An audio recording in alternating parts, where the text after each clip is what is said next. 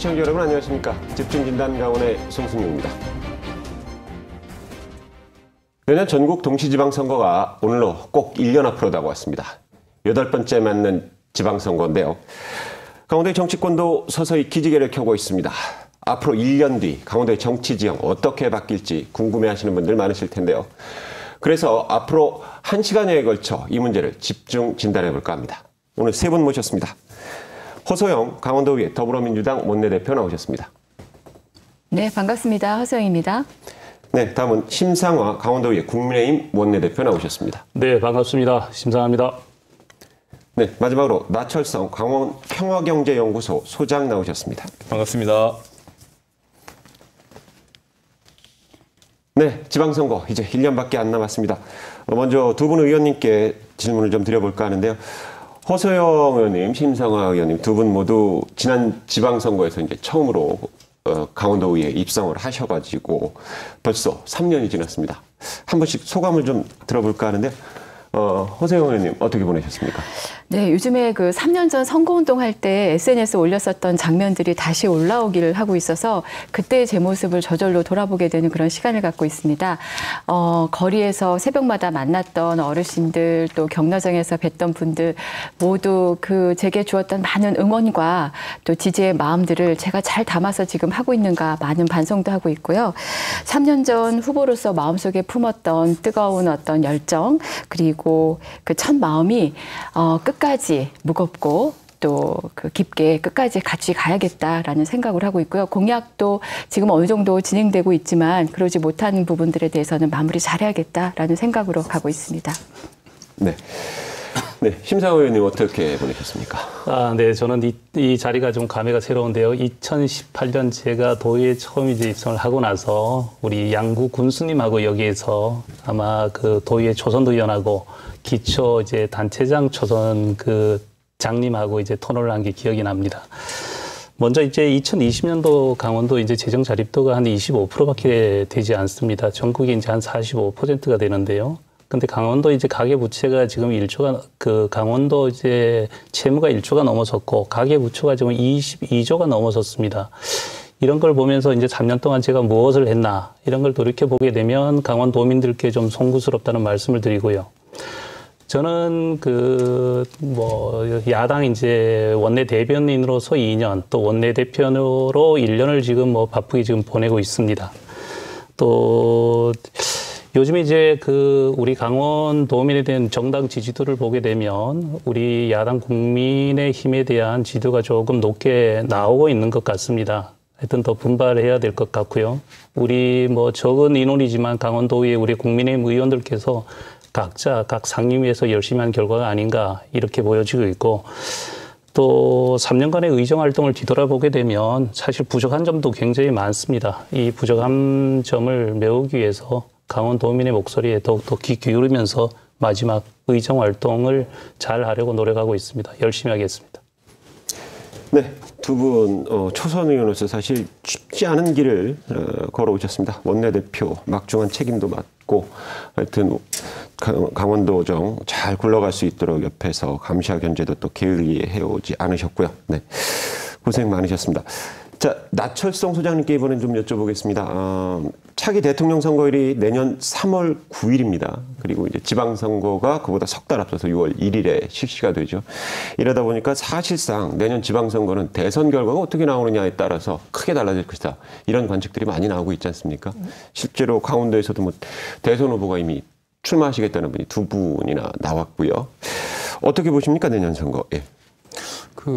대선이 지방선거에 미치는 영향이 아마 초유의 일이지 않을까 싶은데요. 간격이 한 100일 정도밖에 되지가 않아서 정확하게는 한 90일도 못 될 것 같은데요.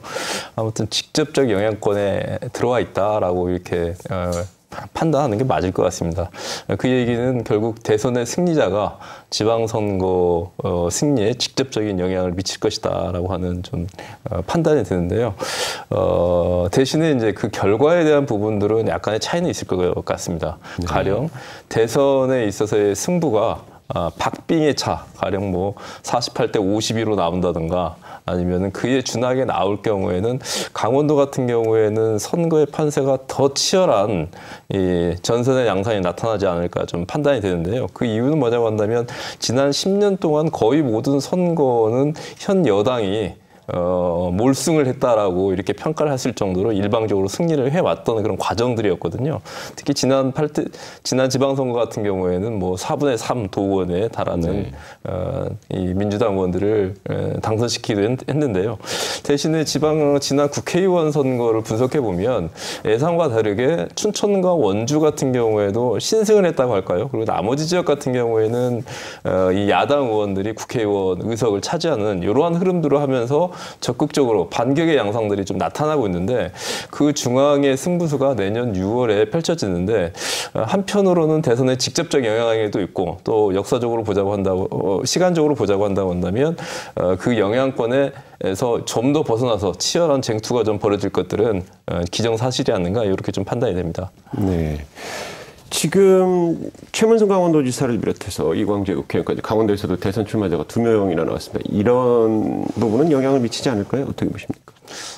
약간의 영향을 미칠 것 같긴 한데요. 문제는 이제 본경선이지 않나 싶습니다. 예비경선 같은 경우에는 뭐 곧바로 치루어지겠지만은 본경선 하에서 강원도 주자들이 어떻게 그 문턱을 뛰어넘고 활동을 하게 되고 더 중요한 부분들은 대권 주자이면서 지역을 기반으로 하고 있기 때문에 우리 지역의 가장 핵심적인 문제, 특히 남북 문제나 이 통일의 문제, 또 이후에서의 북방 경제의 문제를 적극적으로 어떻게 도민의 이해를 대변해서 우리 사람이구나라고 하는 것들이 각인이 될 때 적극적으로 이 지지의 흐름들이 나오는데 대신에 지금 특히 두 분 다 여당 소속들 아닙니까? 그런데 네. 여당 의원들의 그 여당 대선 주자들의 이 그 칼라들이 워낙 확실한 분들이 나오기 때문에 이광재 의원 같은 경우에는 지역 특히 강원 남부를 기반을 하고 있는데 이러한 정치적 기반이 강원도 전역을 아우르기 위해서는 각구의 여러 가지 과제들을 좀 섭렵을 하고 산을 넘어야 되지 않을까라고 하는 그런 부분들도 있어서 역시 많은 변수들은 좀 기대될 것 같습니다. 네. 자, 그러면 좀 두 분 의원님의 의견도 좀 들어볼까 하는데요. 지금 강원도에서 대선 후보가 2분이나 나왔습니다. 일단 뭐 여당 입장에서는 어떻게 보십니까? 네. 저희 여당 입장에서는 어쨌든 이제 강원도에서 2분이 나왔다는 것, 강원도를 대표할 수 있는 2분이 나왔다는 것에 대해서는 환영하는 입장입니다. 우리 민주당을 위해서, 강원도를 위해서 좀 더 열심히 뛰어줄 선수가 더 많다라는 것은 그만큼 더 좋은 선수를 뽑을 수 있는 그 풀들이 커졌다는 것이기 때문에 일단 긍정적으로는 보고 있고요. 아까 그 나철성 소장님께서 말씀하신 것처럼 일단 도민들의 마음을 잡을 만큼, 보편적인 도민들의 마음을 잡을 만큼 그런 포용적인 정책들 그리고 명확한 비전 제시들 이런 것들이 이제 먼저 우선해야 되지 않을까라고 생각합니다. 저희 두 후보들에게는. 네, 그러시군요. 심상화 의원님은 어떻게 보고 계십니까? 저희 이제 국민의힘은 아직까지 뭐 뚜렷하게 어떤 대권 후보가 지금 나오지는 않았는데요. 지금 강원도로 봤을 때는 전 이광재 지사하고 현 최문순 지사께서 이제 대권을 이제 출마하시겠다고 한 분은 발표를 하셨고 한 분은 내일 모레 이제 발표를 하신다고 하십니다.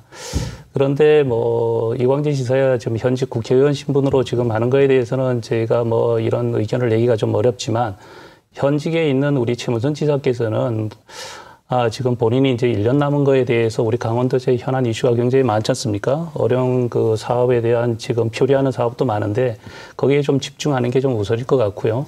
지금 이 대권 준비로 인해 갖고 이제 공백기가 많이 생긴다면 그것 또한 강원도에 굉장한 또 큰 또 피해로 올 수밖에 없다라는 것도 좀 인식하시면서 또 대권 준비를 하시는 게 나았고요. 또 대권 준비를 하시면서 우리 도정을 뒤로 한다 그러면 그것 또한 문제가 되리라고 봅니다. 그런 것도 좀 염두에 두시고 준비하시는 게 어떨까라는 말씀을 드리고 싶습니다. 네. 자, 그럼 나 소장님, 내년에 지금 이제 지방선거, 아까도 잠깐 언급을 해 주셨습니다만 대통령 선거와 지방선거 사이의 간격이 너무 짧다 보니까, 이거를 한꺼번에 실시하자 뭐 이런 주장도 일각에서는 제기가 되고 있습니다. 정치권 일각에서는요. 이거 가능성이 있는 얘기일까요? 어떻게 보고 계십니까? 마지막 가능성까지는 국회의장 같은 경우는 열어놓고는 좀 있는 것 같습니다. 이게 최초에 공식적으로 제기된 것들은 작년 9월 달에 박병석 국회의장이 간격이 너무 짧기 때문에 국가적 낭비 요소이고 또한 행정 낭비의 우려가 있다라고 이렇게 좀 밝혔거든요. 구체적인 뭐 수치까지 제출을 했습니다. 1,500억 정도의 재정의 낭비가 있기 때문에 동시선거를 실시를 해서 효율적으로 심판을 받고 평가를 하고 비전을 제시하는 게 좀 맞지 않느냐라고 하는 그런 제출을 했었는데요. 이게 뭐 여야 정치권이 워낙 바쁘다 보니까 이와 관련된 논의들이 제대로 되지 않았던 거고 이제 뭐 마지막 남은 그 시한이 한 8월 전이나 정기국회 가면 좀 어려울 것 같고요. 8월 정도 뭐 다음 달이나 다다음 달 정도밖에 되지 않을 것 같은데 문제는 양당 전부 다 현재 물론 이제 대선 그 당 대표가 국민의힘도 이제 선출이 됐지만 민주당 같은 경우는 바로 예비 경선이 들어가기 때문에 이와 관련된 룰을 현재 확정할 수 있는 여력이 될까라고 하는 그런 우려들 좀 있거든요. 또 일각에서는 그럼에도 불구하고 이걸 두 개 동시 선거를 실시하게 된다고 한다면 지방자치 선거가 말 그대로 대선에 완전히 묻혀버리게 되는 속칭 일자 선거가 돼버리기 때문에 지방자치 고유의 견제와 감시 이와 관련된 기능들을 선거에서 상실할 수 있는 우려가 있기 때문에 결국적으로 분리적으로 가야 된다라고 하는 목소리도 좀 있는데요. 아무튼 차기 아마 다음 달이나 다다음 달 정도면은 이 문제는 결과적으로는 법을 개정해야 되는 문제여서 정리하고 넘어가야 되지 않을까 싶습니다. 결국 뭐 정치권에서 어쨌든 국회의장께서 뭐 그런 말씀을 하셨다니까 어쨌든 한 번은 논의는 거쳐야 될 것 같은데요. 민주당 내에서는 이런 논의가 이루어지고 있습니까? 실질적으로 어떻죠? 사실상 이제 경선이나 이런 일정들 때문에 이게 좀 통합적으로 이루어질 것인가 아닌가에 대해서 다들 되게 좀 예의주시하면서 지켜보고 있는 상황이긴 하고요. 예산상의 문제 때문에 이거를 좀 통합으로 동시선거를 해야 된다라고 하기는 하는데 동시선거를 통해서 절감할 수 있는 게 한 1,534억이고 반면에 그 선거 기간이 늘어나잖아요. 지방선거 의원들도 같이. 그러면 선거를 보존해 줘야 되는 비용도 늘어나게 됩니다.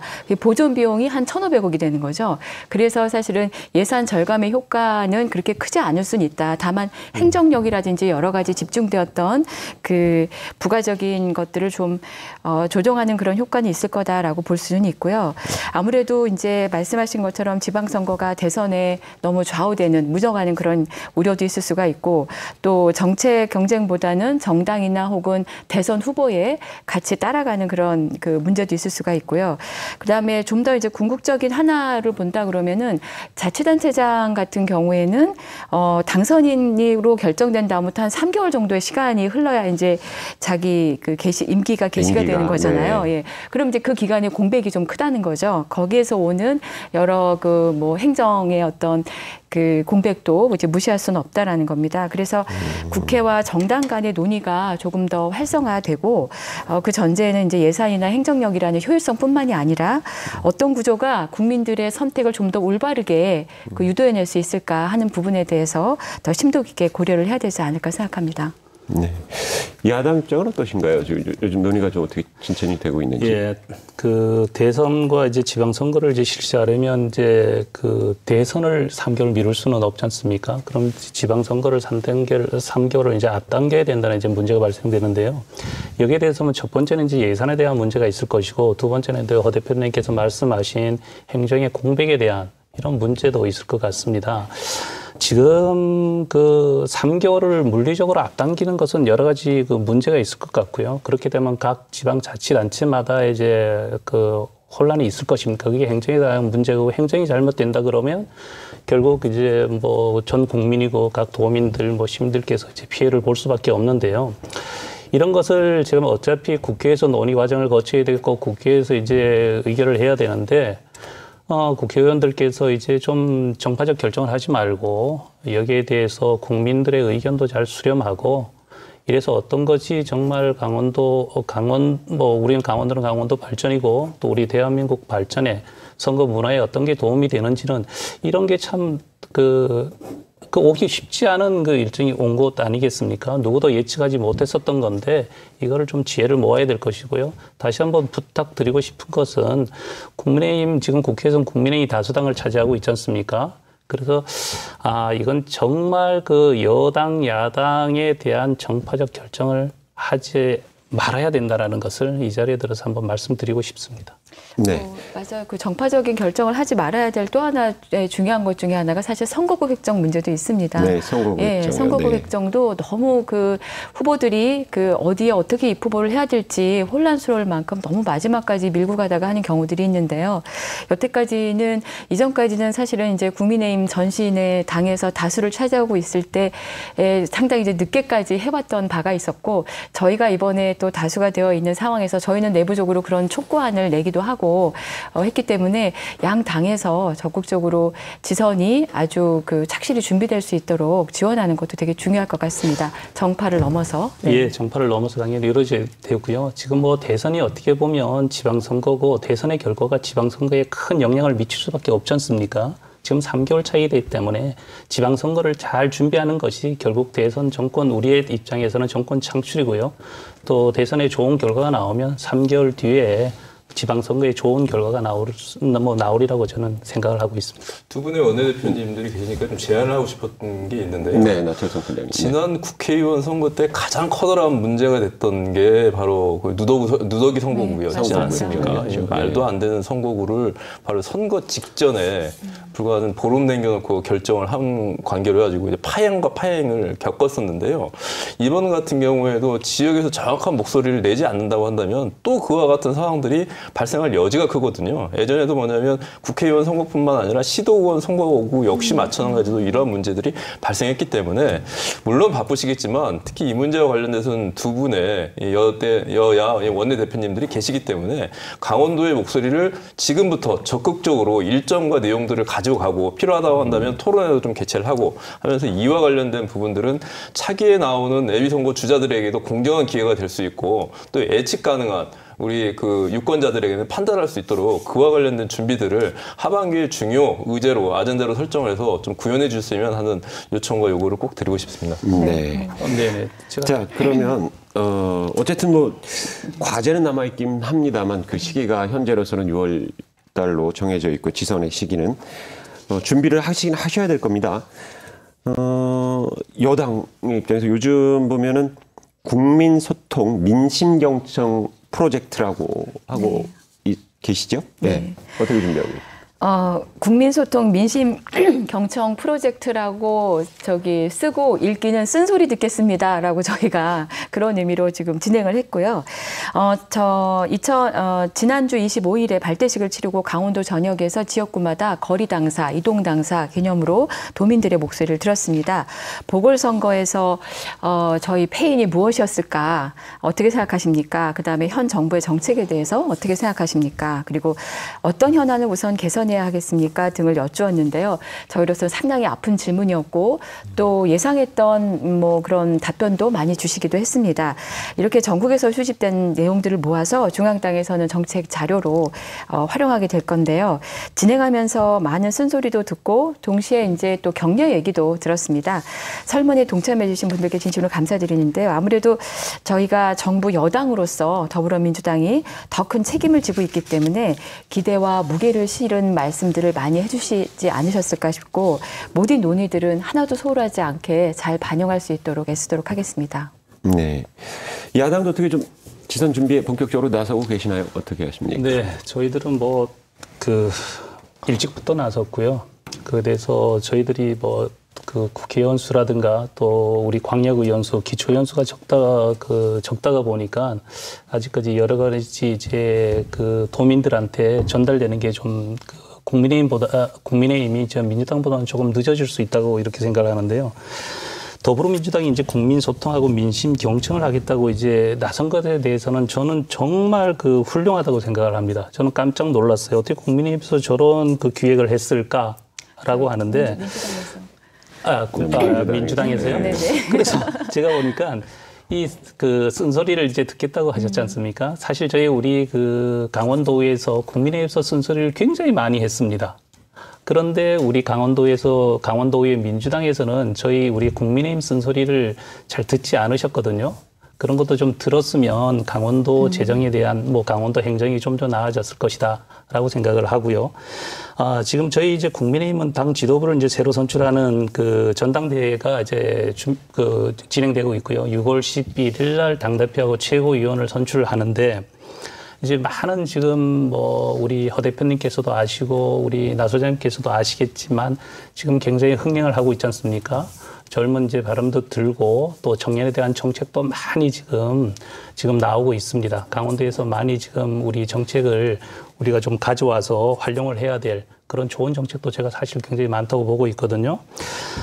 여기에서 보게 되면 또 뭐 어제 31일자, 그러니까 뭐 우리 뭐 강원도 언론 그 보도 자료에 보게 되면 우리 야당의 지지도가 상당히 높아져 가고 있다라는 것도 볼 수 있습니다. 그건 결국 강원도도 뭔가 좀 변화돼야 된다. 또 우리 뭐 강원도정도 좀 바꿔야 되겠다라는 강원도민들의 목소리가 보여지고 있다라는 것을 보여주고 있습니다. 저희도 뭐 열심히 정책 개발에 준비하고 있습니다. 네. 자, 지금 여야 원내대표 두 분의 내년 지방선거 정책 방향에 대해서 좀 말씀을 좀 들어봤습니다. 두 분으로부터. 말 그대로 내년 지방선거라는 건 지방정치, 지방행정을 아우르는 굉장히 중요한 선거인데요. 특히나 이제 8번째 지선. 각별히 의미가 좀 남다를 것 같습니다. 강원도 같은 경우에는요. 일단 3선 연임지사의 퇴임을 맡게 되는 도정이 이제 새로 짜야 되는 그런 상황을 맞이하게 됐기 때문에요. 나 소장님 어떻게 보십니까? 어떤 의미가 있을까요? 내년 지방선거 강원도민들한테. 이제 앞서 말씀하셨던 쓴소리 경제까지 이제 포함을 해서 질의 주셨던 내용들까지 간략하게 좀 말씀을 드리면 말씀하셨던 대로 강원도 같은 경우는 각별한 거죠. 지난 이광재 지사의 보궐선거까지 합친다고 한다면 10여 년이 넘어가게 되죠. 한 12년 동안의 시간 동안 여당이 전체 의석들에 있어서 마지막 최문순 도정 3기 같은 경우에는 도정까지 전체 다수를 장악을 하고 행정을 실시하는데요. 이와 관련된 평가와 할 부분들은 매우 커다란 의미를 다가올 것이다라고 하는 부분들이고요. 또 기차단체단 같은 경우에도 지난 그 이른바 촛불혁명 우리 이후에 강원도 같은 경우에 가장 커다란 변화는 저는 기초단체에 있어서의 단체 잔과 기초의원들의 다수가 현재 여당 의원들이 선출되는 부분들이 있지 않은가 싶습니다. 헌정사상 제가 볼 땐 거의 초유의 일이지 않은가 싶은데요. 바로 이번 지방선거는 거기에 대한 엄중한 평가의 자리가 될 것이다라고 하는 부분들이 있어서 모든 의원들이 현재 경각을 가지지 않을까 싶은데 좀 아쉬웠던 부분들은 우리 쓴소리 경청을 여당에서 듣고 있다고 하는데 현재 강원도에 제기되고 있는 매우 중요한 핵심적인 이슈가 2, 3년 동안 레고랜드 문제랄지 알펜시아 문제랄지 동해자유구역청 문제랄지 접경지역 특별법 문제랄지 폐광적 문제랄지 이런 각종 이슈와 현안에 있어서 도정과 다치단체가 얼마나 개입해서 문제 해결 능력을 보였는가라는 부분들은 매우 아쉬웠던 부분들이거든요. 이러한 속에서 또 한편으로는 정말로 우리 풀뿌리 지역민들의 목소리를 대변을 하고 시민사회를 목소리를 대변하기 위한 진지한 자리가 있었는가라고 하는 부분도 매우 아쉬운 부분으로 남고 있습니다. 과연 이 남은 시기에 얼마만큼 이러한 목소리들을 제도화할 수 있는 부분들을 만들 것인가라고 하는 게 매우 관심이 드는데요. 쓴소리 한번 듣고만 끝날 것들이 아니라 이와 같은 관련된 의제와 내용들을 잘 정리를 해서 또 평가받고 토론하고 검증받는 절차와 과정들을 선거 시기까지 좀 제출하고 함께 만들어가는 그런 과정들이 이번에는 하나의 모델을 좀 내놓았으면 하는 그런 좀 바람도 좀 해봅니다. 네, 과제까지 좀 짚어주셨는데요. 최근 이제 선거가 가까워 오면서 여야 강원도당 차원에서 그 신경전도 벌어지고 있고 공방도 벌어지고 있습니다. 그 가운데 시민들이나 시민단체들한테 꾸준히 얘기가 나오는 게 도의회 문제가 많이 나옵니다. 그렇죠? 네. 거수기 의회다 뭐 이런 지적도 많이 나오고 반복돼 뭐 해마다 반복이 되는 것 같긴 합니다. 일단 허세영 의원님 어떻게 받아들이고 이 계십니까? 대답은 저보다 그 심상하 대표님이 먼저 하시는 게 옳을 것 같습니다. 예. 네. 먼저 얘기하시죠. 예. 네, 그렇습니까? 허 대표님께서 준비가 좀 그런 것 같아요. 제가 저희들이 뭐 조금 전에 쓴소리 말씀하셨잖아요. 저희들이 쓴소리를 왜 하겠습니까? 잘못된 거에서 지적하고 민주당 의원님들 우리 목소리에 귀 기울여 주시고 그렇게 되면 안 됩니다라는 것을 우리가 말씀을 드렸는데 참 그 여러 가지가 잘 전달이 되지 않았습니다. 그 조금 전에 이제 진행자께서 이제 우리 그 여야 이제 도당에서 이제 신경전과 공방을 한다고 이제 말씀을 하셨는데요. 우리 국민의힘에서는 아까 조금 전에 말씀드렸다시피 잘해보자라고 전설을 하는 거예요. 그런데 민주당에서는 자꾸 이게 잘못됐다 그러면 옛날 이야기를 꺼내시는 거예요. 왜 그러냐면 우리 알펜시아 매각에 대한 이야기하면 그거는 최문순 지사가 다 해놓은 것이다. 예전에 김진선 지사가 해놓은 것이다. 예. 김진선 전 지사님이 하신 것이다. 그리고 우리 예전에 역대 그 야당 의원들이 다 한 것이다. 이렇게 자꾸 말씀을 하시는데 그때 7대5이면 사실 저희들이 이제 있었던 뭐 의원님들이 뭐 결국적으로 한 것은 다 알고 있습니다. 그래서 제가 조금 자료를 이제 해왔었는데요.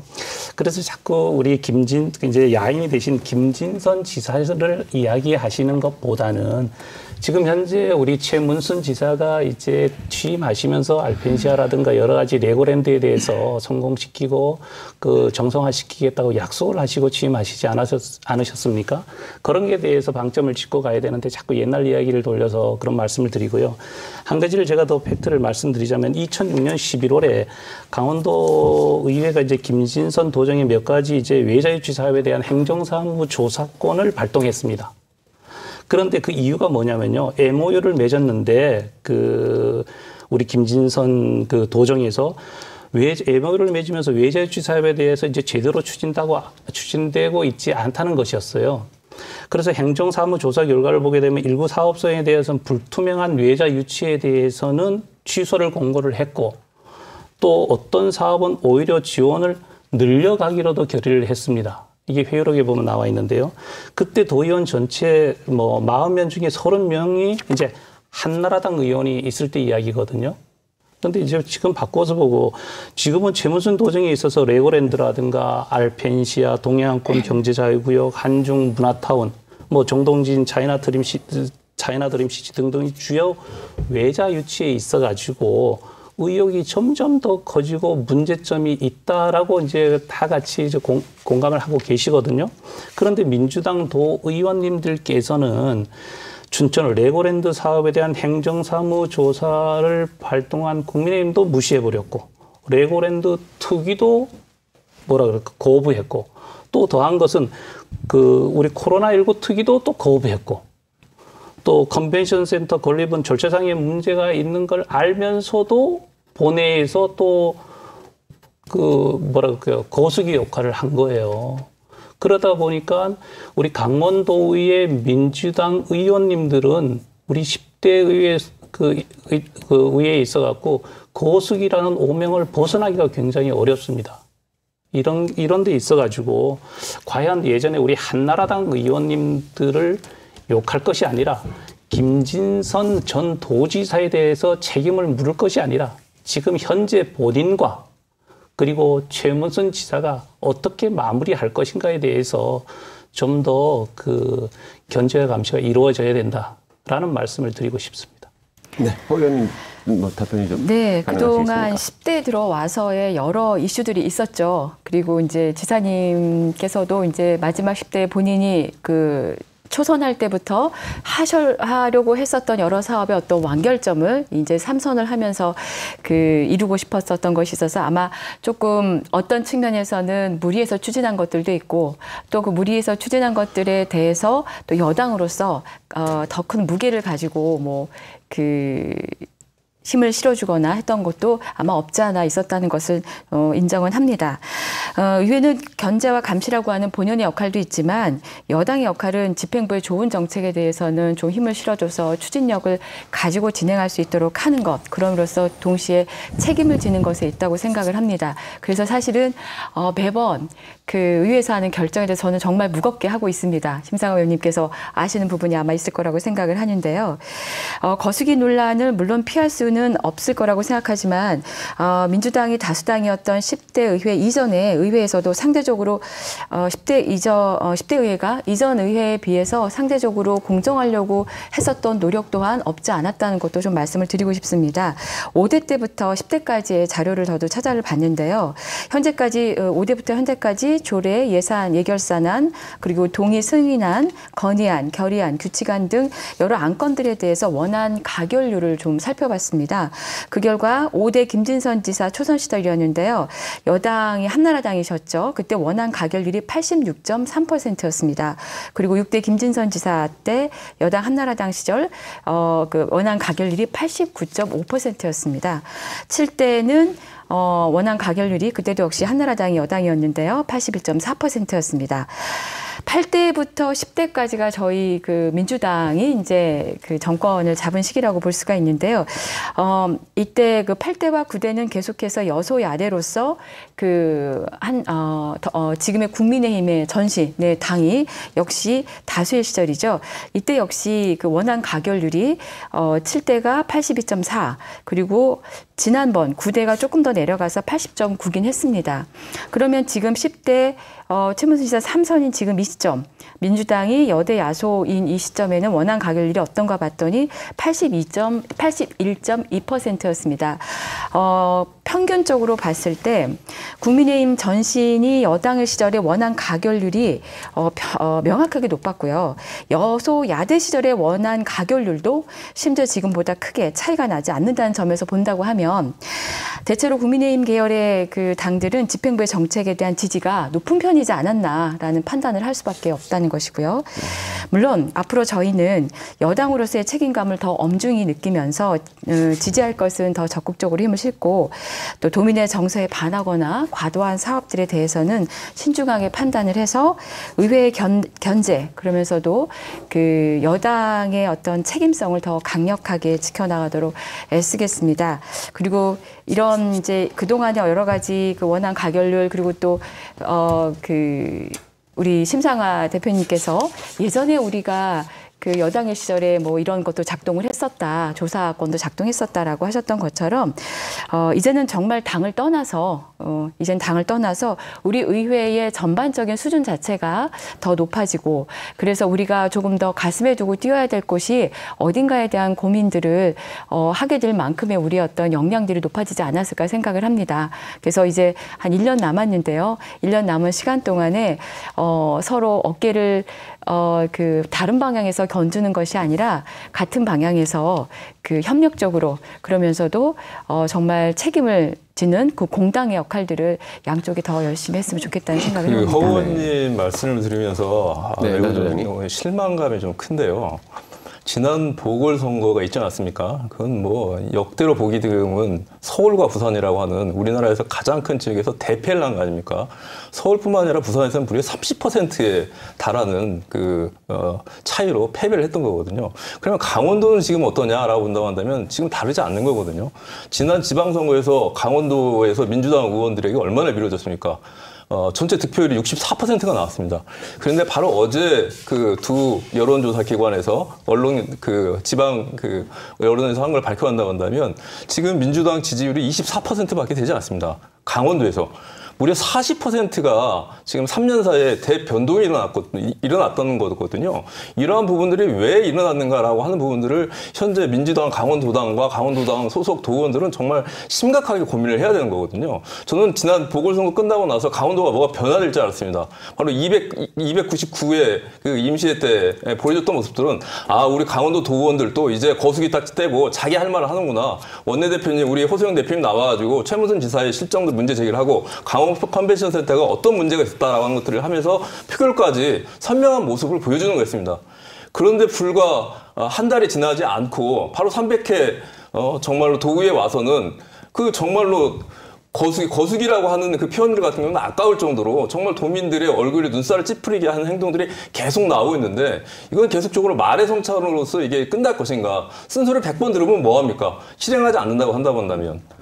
이러한 부분들에 있어서의 정말로 강원도민들이 왜 3년 사이에 또 가깝게는 6개월 사이에 민심이 급변하면서 이 여당의 회초리 들고 있는가라고 하는 부분들에서 깊은 자각이 있어야 되는데 강원도 도의원들이나 지방단체장들의 여당 모습들을 본다고 한다면 이런 모습들이 보이지 않는 것들이 매우 뼈아프게 좀 느껴지는 부분들도 있습니다. 네, 그 말씀을 듣고 보니까 지금 이제 지방자치를 한 지가 꽤 시간이 많이 흘렀고요. 이제 벌써 8번째 지방선거를 맞이하게 되면서 전반적으로 시민들의 눈높이, 유권자들의 눈높이도 높아진 거는 맞는 것 같습니다. 그리고 그 기대에 부응하기 위해서 도의회 의원님들께서도 더 열심히 하셔야 되는 건 맞는 것 같고요. 그러면 조금 전에 잠깐 언급을 해주셨는데 나 소장님, 그 내년에 지방선거 어떤 이슈들이 좀 다뤄질까요? 예를 들어서 공약도 괜찮고요. 아니면 쟁점 현안들이라고 한다면 어떤 것들을 좀 주요 이슈로 선거 전에 부각이 될 거라고 예상을 하십니까? 가장 첫 번째 이슈는 바로 코로나 이후에 있어서의 강원 사회 경제적 일상화를 어떻게 이루어낼 것인가라고 하는 것들이 가장 중요한 일공약이 되지 않을까 싶습니다. 일본이 코로나 대응. 예, 그렇습니다. 네. 코로나는 정말로 건국 이후에 최고의 역병이었고 전무후무한 상황들이었지 않습니까? 특히 강원 남북부를 통해 가지고 강타하고 있는데요. 그렇기 때문에 정부에서도 밝히고 있는 것처럼 올 12월 달을 중심으로 해서는 이 불이 잡히지 않을까 싶은데 문제는 그리고 난 다음에 어떻게 복원과 복구를 풀뿌리부터 이루어낼 것인가라고 하는 부분에 있어서의 기초의원뿐만 아니라 단체장들도 명확한 비전과 경로와 제시들이 좀 이루어져야 될 것 같습니다. 두 번째 부분들은 강원도민들의 여론조사를 해보면 가장 현재 요구사항이 있는 것들이 바로 일자리와 먹거리에 대한 부분들입니다. 이와 관련된 내용들을 보자고 한다면 너무 지금 공리공담들이 많이 있거든요. 거대 자본을 유치하고 이 문제를 해결한다. 미래 4차 산업혁명으로 대표되는 산업들을 강원도도 유치해야 한다고 한다면 마치 장밋빛 미래가 나올 것처럼 이렇게 얘기를 하고 있는데 이와 관련된 정확한 평가에 근거해서 강원도 지역별로 맞춤형 이 산업과 일자리 정책을 구체적인 수치를 제기하고 이와 관련된 실현할 수 있는 내용들을 제시하는 것과 마지막으로는 현재 많이 줄어들긴 했지만 많이 관심도가 떨어지긴 했지만 강원도 같은 경우에는 정말로 통일시대, 평화시대에 다시 기반 조성을 위한 내용적 있는 성과 있는 사업들을 좀 진행해야 될 부분들은 분명히 갖춰져 있는 부분들이거든요. 특히 이 접경 지역과 이 동해안 벨트를 중심으로 해야지고 이와 관련된 내용들은 다시 한번 정리를 해서 선명하게 제시하는 이러한 3대 의제와 관련된 부분들은 어느 진자체나 할 것 없이 중요하게 관통화될 이 주제이지 않을까 이렇게 좀 제출하고 싶습니다. 네, 자, 세 가지 예측을 좀 해주셨습니다. 예측이 예. 어디까지나 예측이니까요. 코로나 대응, 그다음에 얼마나 잘하느냐, 일자리 얼마나 잘 만드느냐, 통일 접경지로서 통일 얼마나 잘 대비하느냐, 이런 것들이 일부는 기존의 전통적인 의제들이고 코로나 대응 같은 문제 같은 경우는 이제 이번에 새로 부각되는 문제들이죠. 네. 잘 준비를 하셔야 되긴 될 것 같습니다. 어느 것 하나 빼놓을 수 없는 얘기들인데요. 자, 이런 것들 분명히 내년 지선에서 이슈가 되긴 될 겁니다. 그리고 잘 각 정당들에서 준비를 하셔야 될 거고요. 자, 이런 것들을 잘 준비하신다는 전제 하에서 어느 정당이 유리할지 좀 궁금해지는데요. 허세영 의원님 어떻게 전망하고 계십니까? 혹시 예. 당내 목표치 같은 게 있으신가요? 당내 목표치는 다들 있을 겁니다. 다들 지금 현재 하고 있는 것들을 수성하거나 플러스 알파의 그 자리들을 확보하는 것이 아마 다 목표일 거라고 생각을 하고요. 앞서서 얘기해 주셨던 것처럼 그 지난 지선에서 저희가 지난 보궐선거에서 저희가 민심의 엄중한 그 심판을 받았지 않습니까? 아주 많이 아팠습니다. 그리고 어디 가나 저희가 쓴소리 듣고 있고요. 심지어 지금 이 자리에서도 제가 두 분께 상당히 포화를 맞고 있습니다. 곳곳이 상처인데 그게 아픈 것이 아니라 정말 죄송하고 송구하다는 말씀을 드립니다. 잘했으면 저희가 여기서 들을 수 있었던 좋은 그 덕담들 대신에 제가 그 여러 비판의 말을 듣고 있다는 점에 대해서 그것의 원인이 저희에게 있다는 것 또한 인정을 합니다. 다만 그 지역에서의 어떤 의사결정을 내리는 과정이 그렇게 그 단순치 않다라는 것으로 말씀을 드립니다. 정부 여당으로서 지금 진행하고 있는 일들을 어떻게 마무리할 것인가에 대한 책임감은 조금 더 다른 입장이 있고요. 그런 측면에서 앞서서 나철성 소장님이나 또 심상화 의원님께서 얘기하신 그런 부분들의 또 다른 측면도 있음을 좀 봐주셨으면 하는 것이고 그 결정에 대한 책임들은 역시 그 당시에 그 결정을 같이 내린 저희 민주당의 여당 의원들 그리고 또 같이 있었던 뭐 그 야당의 의원들까지 포함해서 저희 그 집행부와 의회의 모든 그 역할이 될 거라고 생각을 하고요. 그런 측면에서 봤을 때 민심의 그 파도가 어떻게 움직일지 사실 저희도 그 뭐 이렇게 단언할 수는 없겠습니다. 물은 배를 띄울 수도 있지만 또 배를 뒤집을 수도 있을 만큼 아주 무서운 힘을 가지고 있지 않습니까? 보궐선거에서 그런 것을 보여주셨기 때문에 이번 지선과 대선을 준비하는 저희 민주당의 마음은 항상 그렇게 조심스럽게 그리고 더 낮은 곳으로 바다의 물이 가장 낮은 곳에서 만들어지는 것처럼 그렇게 가려고 하고 있고요. 그 시민들의 마음을 헤아리는 것이 가장 중요하다고 봅니다. 이번 선거 조사 그 양대 신문사의 조사에서 나타난 것처럼 지선에서 후보자를 선택하는 가장 중요한 기준이 그 사람의 인물과 능력 그다음에 정책과 공약이었습니다. 당도 당이지만 정말 좋은 인물들이 이 지역을 위한 역할을 해줬으면 좋겠다라는 바람을 제가 읽을 수가 있었는데요. 저희 당은 유능한 후보자를 발굴하고 도민의 삶을 조금 더 잘 책임져 갈 수 있는 생활 밀착형 정책과 공약을 잘 준비해서 국민들의 선택을, 도민의 선택을 다시 받을 수 있도록 애쓰도록 하겠습니다. 네. 국민의힘은 어떻게 준비하고 계십니까? 어느 정당이 좀 우세하리라고 보십니까? 지금 여야. 제가 뭐 그 정도 그래서. 예측을 한다 그러면 네. 여론조사 기관에서 제가 근무를 하고 있을 텐데요. 그거는 좀 예측하기가 좀 너무너무 어려운 것이고요. 조금 전에 이제 허소영 대표께서 말씀을 하셨는데 정말 이런 자리에서 우리 알콩달콩 이야기하면서 강원도민들한테 무엇이 더 이로운 것인가 이런 것을 했으면 얼마나 좋겠습니까?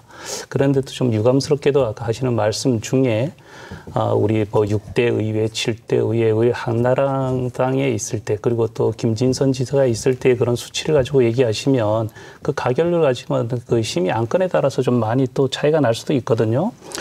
근데 제가 결국 이제 그런 걸 예전 걸 자꾸 보게 되면 우리 정말 민주당은 또 야당이 될 수밖에 없다라는 것을 말씀을 드립니다. 그런 걸 다시 한번 생각을 해보시고요. 또 지금 말씀하셨던 우리 사장님께서 말씀하셨던 내년 지선에서 어느 정당이 더 우세할까라고 하면 뭐 손을 들고 단답으로 한다 그러면 국민의힘이라고 안 하겠습니까? 그렇지만 사실 그렇지는 않습니다. 강원도만 놓고 지금 말씀을 드리자면 네.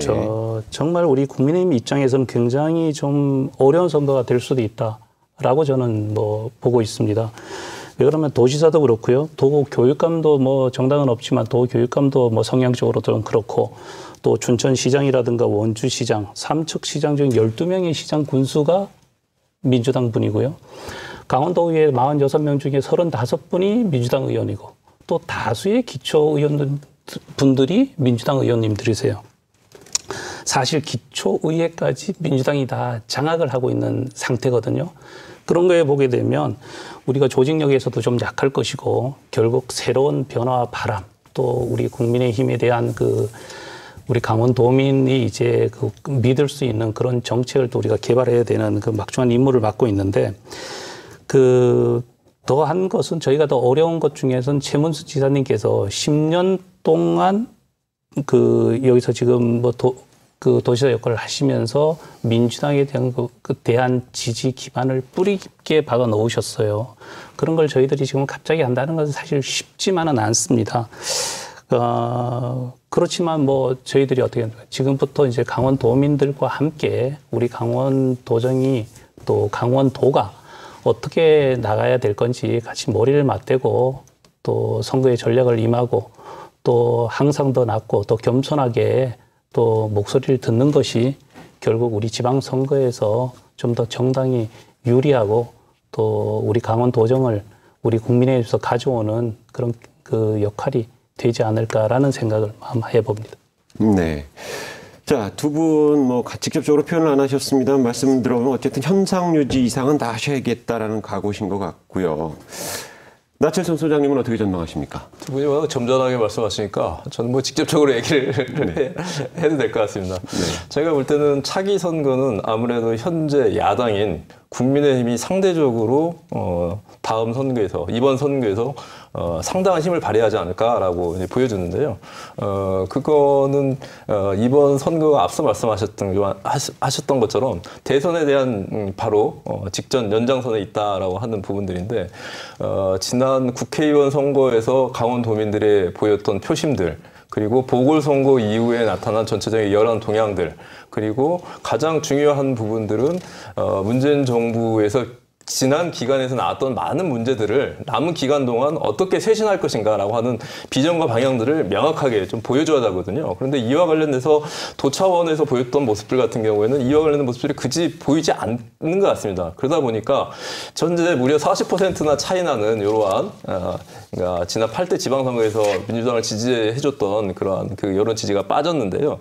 이걸 어떻게 다시 올릴 것인가라고 하는 것들은 정말로 각고의 민주당의 쇄신이 필요한데 여당이 그 쇄신이라고 하는 것들은 결국적으로 인물로서 대표되지 않는가라고 하는 그러한 생각인데 새로운 인물 그리고 새로운 비전들을 어떻게 제시하느냐에 따라서 기존의 흐름들이 변화가 가능할 것이라고 예상이 들고요. 이건 쇄신의 폭과 정도가 강원도 선거에 매우 밀접한 영향을 미칠 것이라는 말씀드리고 또 하나는 현재 야당 같은 경우에도 암초들은 상당히 많이 있다라고 보고 있습니다.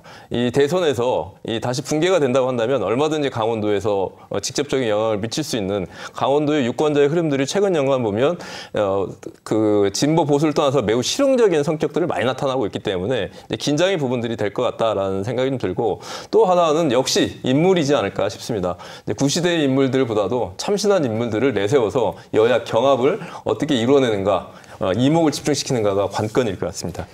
네.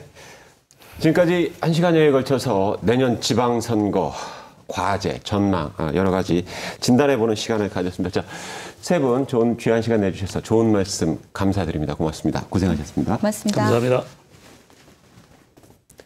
네, 지방선거는 향후 4년 동안 우리 지역을 이끌어갈 일꾼을 뽑는 중요한 선거입니다. 유권자들의 선택에 따라 내가 살 세상, 내 아이들이 살아갈 세상이 많이 달라질 수 있습니다. 지금부터라도 입주자들의 면면을 좀 꼼꼼히 살펴보시면 좋을 것 같습니다. 집중진단 강원 오늘 순서 여기서 마치겠습니다. 시청해주신 여러분 고맙습니다.